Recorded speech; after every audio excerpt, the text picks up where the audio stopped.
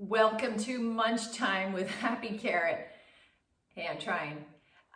Okay, today I'm going to make a cauliflower pizza that does not stink. Actually, I take that back. It still stinks, it's cauliflower and we're cooking it, but it is really, really good and easy. And then I'm gonna make another pizza without it being a cauliflower crust, but both of them are a barbecue chicken pizza that is my family's favorite. I stick them in the back. And I'm gonna probably use about 2 cups of cauliflower for this. So much easier, less packaging than when I don't have to purchase it already pre-cut. And quite honestly, it's so much higher in nutrition depending on how long it's been sitting on that shelf at the grocery store. So, and then I'm gonna add 1 egg to this mixture. Right here. And then I've got some fresh Gouda cheese. So when you're buying pre-shredded cheese, you end up having to use a lot more than you would because of the fact that it loses its flavor by sitting on the shelf too. So if you're buying it fresh, you won't have to use as much. And then I'm just gonna give this a little bit of a stir. Put that aside. No need for yeast, no need for rising. It's all ready to go. So I've got a little bit of truffles Parmesan cheese that I really like just to add a little flavor to it. Some salt. And then I pre-cooked or preheated my electric skillet at 350. This can be done in the oven also, but I just prefer, like I said, in the summertime, actually anytime, to just use my skillet. So what I'm gonna do is I'm gonna just stick my cauliflower pizza in here. Just kind of smash it down a little bit. I'm gonna let this cook for about, I don't know, 5 minutes, and just until I start seeing the edges start to brown a little bit.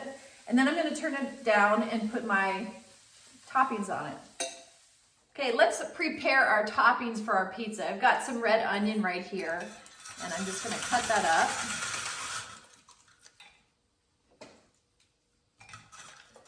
Remember, we gotta have a little purple in our every single thing we eat.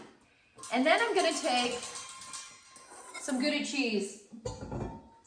And just for the top, I'm just gonna add a little bit more Gouda cheese and some fresh mozzarella. I have some chicken right here that I had pre-cooked already. I always have chicken in the freezer. I added a little bit of barbecue sauce. I make sure that my barbecue sauce is a splurge because we are gonna get a lot of extra sugar in it. But I just make sure that, if anything, I'm gonna make sure that it's organic. No high fructose corn syrup, and making sure that it's organic. So, and then I have some cilantro, and that's it. So in the next 5 minutes, we're gonna have homemade pizza. It's time to finish up our pizza. So I actually have dueling electric skillets here.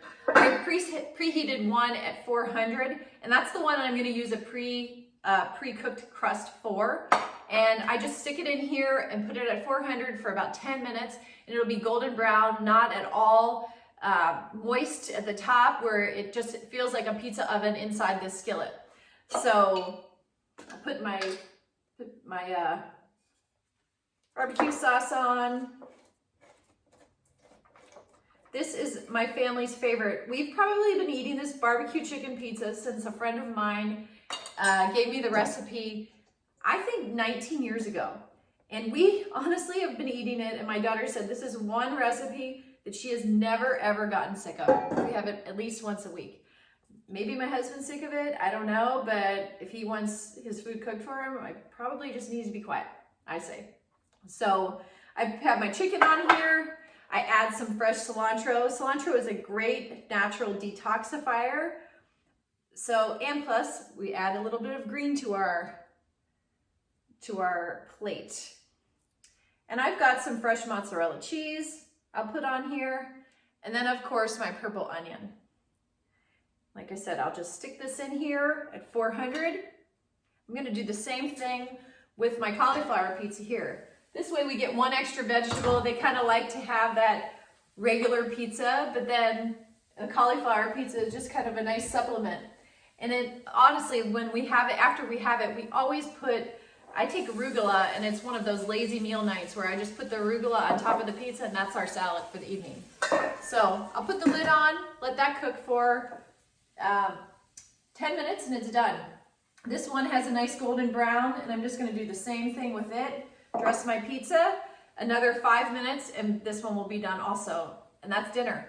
10 minutes has passed, both are done, right here. So here we've got our pre-made crust, super brown on the bottom, perfect.